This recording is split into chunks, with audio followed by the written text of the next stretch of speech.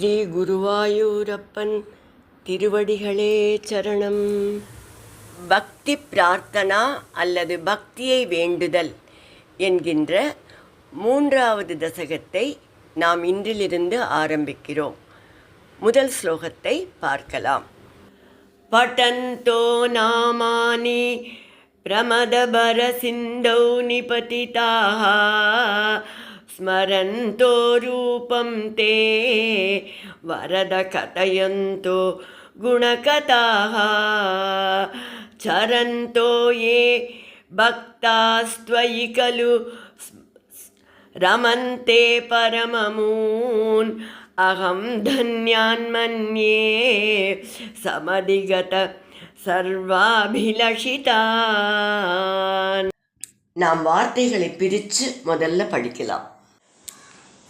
பட்டந்தோ நாமானி பட்டந்தோ நாமானி பிரமத பர சிந்தௌ நிபதிதாஹ பிரமத பர சிந்தௌ நிபதிதாஹ ஸ்மரந்தோ ரூபம் தே ஸ்மரந்தோ ரூபம் தே வரத கதயந்தோ குணகதாஹ வரத கதயந்தோ குணகதாம் சரந்தோ யே பக்தாஸ் சரந்தோ யே பக்தாஸ் த்வயி கலு ரமந்தே பரமமூன் அகம் தன்யான் மன்யே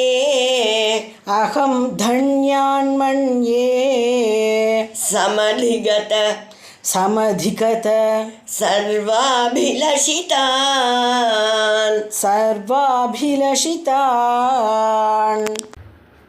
இப்போ இந்த ஸ்லோகத்தோட அர்த்தத்தை பதம் பிரித்து நம்ம பார்க்கலாம்.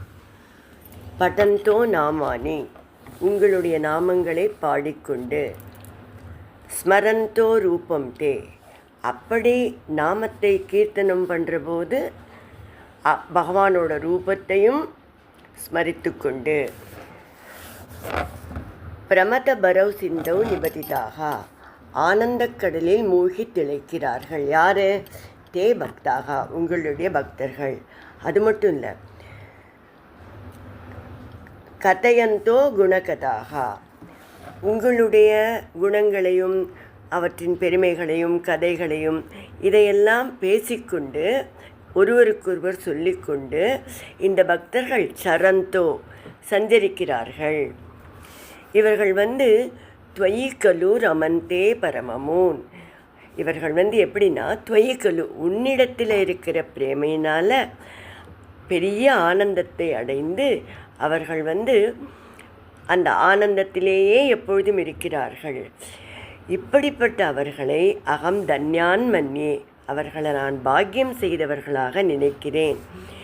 எப்படிப்பட்ட பாக்கியம் அப்படின்னா, சமதிகத சர்வாபிலஷிதான் எல்லா ஆசைகளையும் நிறைவேறியவர்களாக நினைக்கிறேன் என்று சொல்கிறார் ஸ்ரீபட்டத்ரி.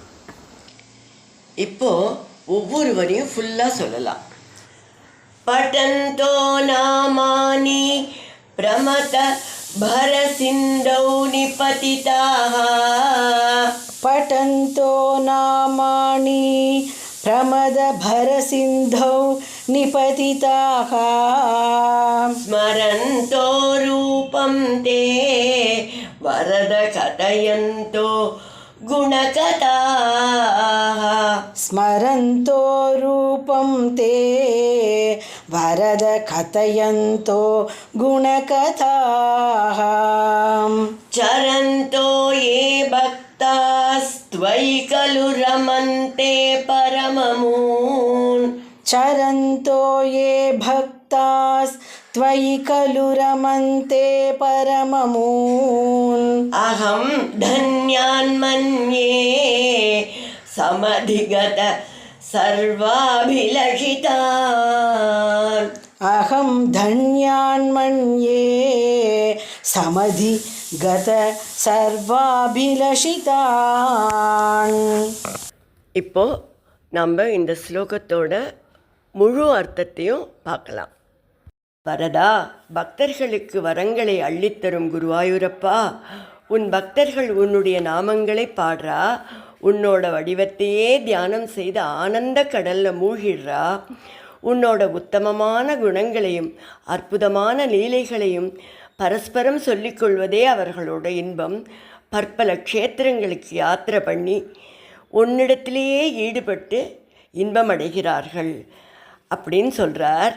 இந்த அழகான வரிகளில் அப்படியே வார்த்தைக்கு வார்த்தை பகவான் கிருஷ்ணர் கீதையில் பக்தர்களோட லக்ஷணமாக சொல்கிறத பட்டத்ரி நமக்கு எடுத்து சொல்கிறார்.